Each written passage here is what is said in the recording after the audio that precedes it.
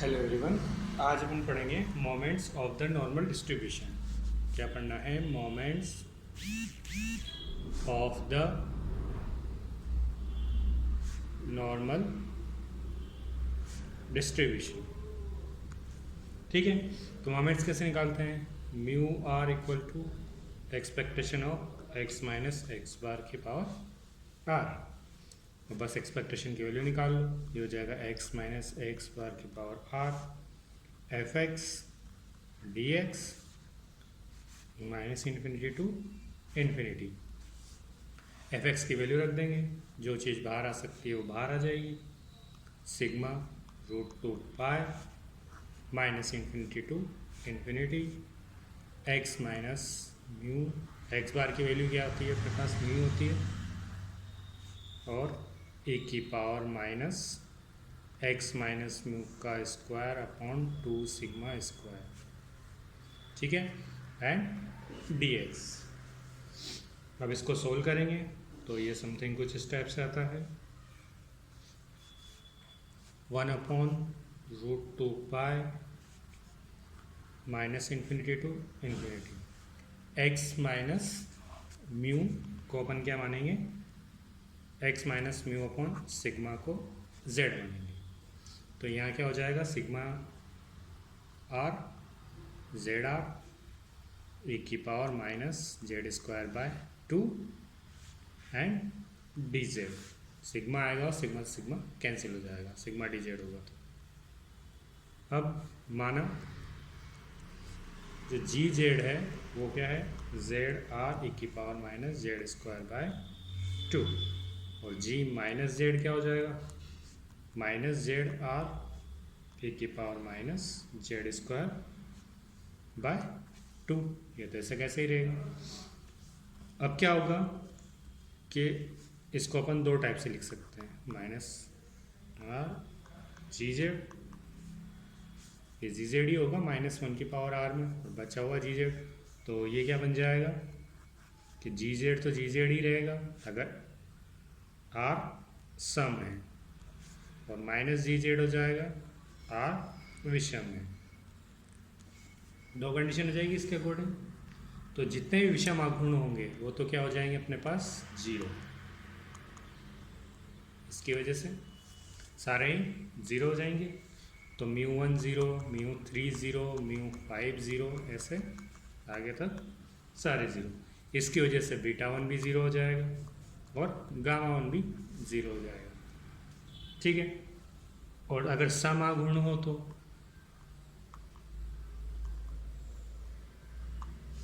वो हो जाएगा mu two r one upon root pi sigma two r two की power r gamma r plus r. ये value निकल जाएगी, ये समागुण निकालने के लिए जरूरत पड़ती है। ठीक है, अब नेक्स्ट अपने पास क्या है? Recurrence relation. क्या है? Recurrence relation. Mu two r upon mu two r minus two. Only even number ही लेंगे, मतलब सम ही लेंगे क्योंकि विषम तो ज़ीरो है। तो ये हो जाएगा sigma two r dot two की पावर आर। ये हो जाएगा sigma two r minus two two की पावर आर माइनस वन। इधर हो जाएगा अपने पास gamma r plus half upon gamma r plus half minus one.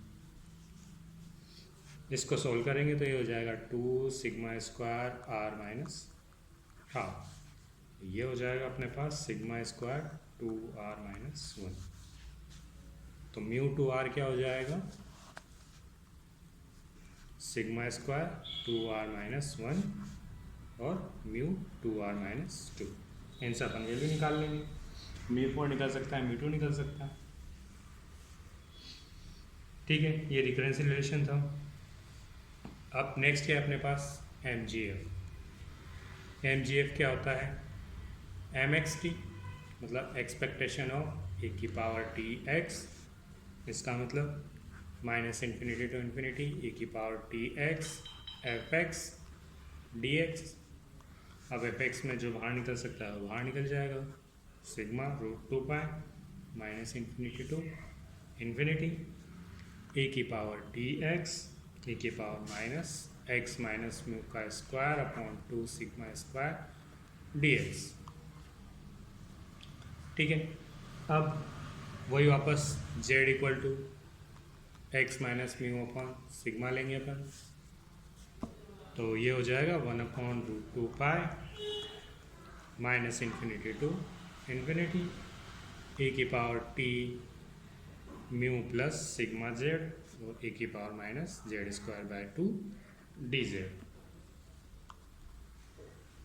इसको सोल्व करेंगे तो समथिंग ये इस टाइप से आएगा, एम एक्स टी ये हो जाएगा ए की power mu t plus half t square sigma square, ये अपने पास एम एक्स टी आएगा। इसको सॉल्व करने के बाद कैसे भी सॉल्व करो सिंपली सॉल्व हो जाएगा यू मान के एक्सप्लेनेशन, ये हो जाएगा अपना एम जी एफ। अब नेक्स्ट क्या है सी जी एफ कोमुलेंट्स, सिंपली कोमुलेंट्स हो जाएगा log m x t, that means log a की power mu t plus half t square sigma square, log से ही कैंसिल तो क्या बचेगा mu t plus half sigma square t square.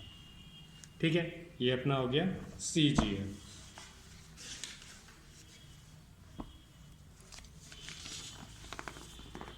अब नेक्स्ट अपने पास नॉर्मल डिस्ट्रीब्यूशन का माध्य के परितः माध्य विचलन, माध्य के परितः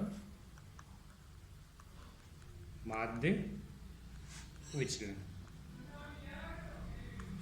हो जाएगा expectation of x minus mu, तो हो जाएगा minus infinity to infinity x minus mu f x d x, इनकी वैल्यू रख देंगे अपन, ये हो जाएगा 1 upon sigma root 2 pi minus infinity to infinity x minus mu e की power minus x minus mu का square upon 2 sigma square d x. वापस value z equal to x minus mu upon sigma लेंगे, ये standard normal distribution होता है, ये हो जाएगा 1 अपॉन सिग्मा तो cancel root 2 pi minus infinity to infinity, ये हो जाएगा सिग्मा z, ऐसे हुआ है सिग्मा जेड, और ये हो जाएगा ए की power minus z square by 2 d z. Sigma को तो अपन बाहर ले सकते हैं, हो जाएगा रूट 2 पाई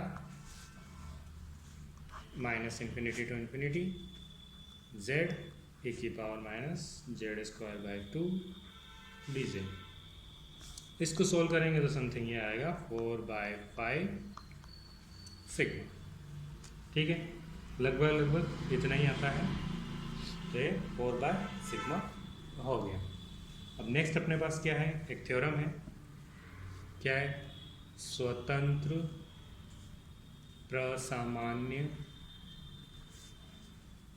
विचरण का एक घातीय संचय एक प्रसामान्य विचर होता है, मतलब इंडिपेंडेंट नॉर्मल वेरिएट का जो लीनियर कॉम्बिनेशन होगा वो भी नॉर्मल वेरिएट होगा। तो अपन मान लेते हैं कि माना x1 x2 xn स्वतंत्र विचर है जिनके माध्य क्रमशः x1 का क्या हो जाएगा μ1, x2 का μ2 और xn का μn, और प्रसरण क्या हो जाएंगे sigma I square i 1 to n। ठीक है, अब नया वेरिएबल मान लेते हैं, माना y क्या होगा c1 x1 c2 x2 cn xn, linear combination की बात है, तो अपन ने लीनियर कॉम्बिनेशन बना लिया।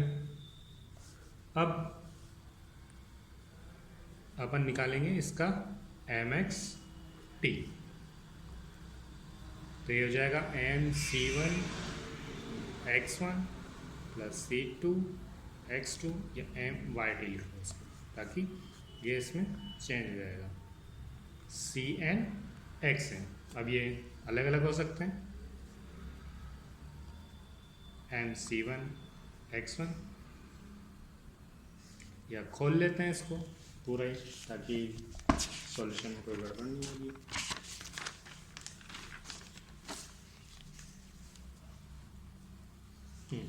खोलेंगे तो क्या आएगा, expectation of e⁻t c1 x1 e⁻t c2 x2 e⁻t t cn xn। Expectation अलग अलग हो जाती है, तो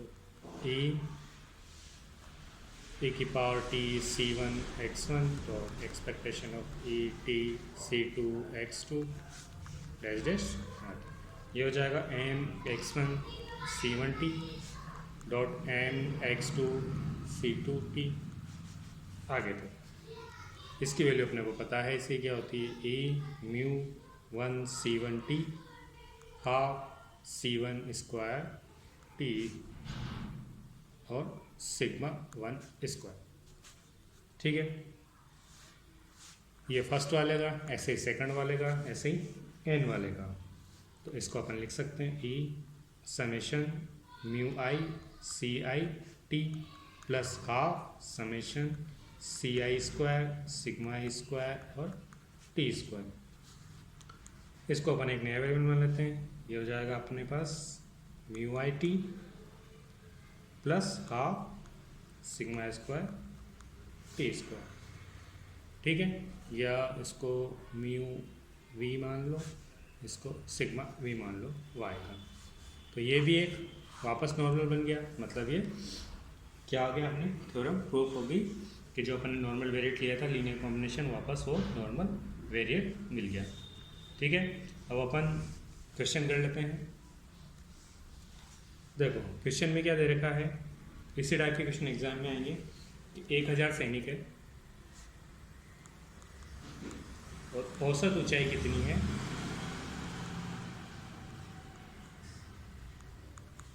मतलब अपने पास माध्य जो है वो क्या है 68.22, और प्रसरण जो दे रखा है इन्होंने वो दे रखा है 10.8।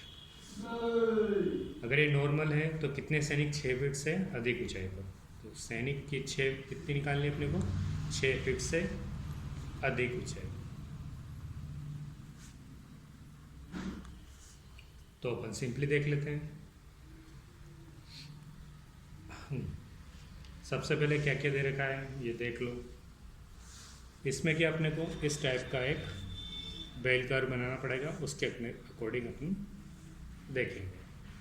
अब वो कैसे लिखेंगे अपन, और इन्होंने कुछ चीज़ें दे रखी हैं वो अपन बाद में देख लेंगे क्वेश्चन में जब काम आएगी। अब म्यू क्या है अपने पास, म्यू इन्होंने 68.22 दे रखा है। ठीक है, और सिग्मा जो दे रखा है वो √10.8 हो जाएगा, मतलब 3.286। और x की वैल्यू जो है वो 72 इंचेस, 6 फीट दे रखी है, उसको उसमें चेंज कर दिए। ठीक है, अब अपने को क्या निकालना है, सबसे पहले z निकालना होगा। z क्या होगा, x minus mu upon sigma, तो 72 माइनस 68.22 अपॉन 3.286। एग्ज़ाम में कैलकुलेटर लाओ है इसलिए टेंशन मत लेना, हो जाएगा 1.15। तो ये 1.15 अपने को z मिला है, तो ये समथिंग कुछ यहाँ पर होगा, और ये होता है z = 0। यहाँ पर z = क्या आया 1.15। इससे अधिक पूछा है तो अपने को क्या पूछा है, ये वाला। अब ये तो अपन निकाल नहीं सकते क्योंकि इन्फिनिटी है, तो अपन क्या करेंगे, यहाँ से यहाँ तक की वैल्यू निकालेंगे और 0.5 में से घटा देंगे। ठीक है, तो यहाँ से यहाँ तक का एरिया कितना है वो हमने को क्वेश्चन में दिया हुआ है। जो एरिया है वो 0.1368 एरिया दे रखा है। क्या x 0 से x 0.35 तक तो एरिया जो दे रखा है वो 0.1368 दे रखा है, और x 0 से x 1.15 का जो एरिया दे रखा है वो 0.3749 दे रखा है। तो अपने को इसका निकालना है यहाँ से यहाँ तक का। तो क्या है, 0 से लेके 1.15 तक का एरिया ये है, और घटाना किस में से, इस पूरे ये 0.5, ये 0.5 होता है और ये 0.5 होता है पूरा। ठीक है, क्योंकि ये बिल्कुल सिमेट्रिक है, इधर आधा इधर आधा। तो अपने को जो वैल्यू चाहिए वो क्या होगी, तो z 1.15 के दाईं ओर का क्षेत्रफल वो हो जाएगा 0.5 माइनस 0.3749, तो क्या 0.1251। तो इसकी प्रायिकता कितनी हो जाएगी, 0.1251 प्रायिकता होगी ऊंचे सैनिकों की। और संख्या कितनी हो जाएगी, कितने 1000 सैनिक है, तो 0.125 इंटू 1000 मतलब 125.1 मतलब 125 सैनिक। ठीक है, तो ऐसे क्वेश्चन अपने को करने हैं। ठीक है, बाकी कर लेना। ये तुम्हारी स्टैटिक्स ख़त्म यहाँ पर। ठीक है, आज के लिए बस इतना।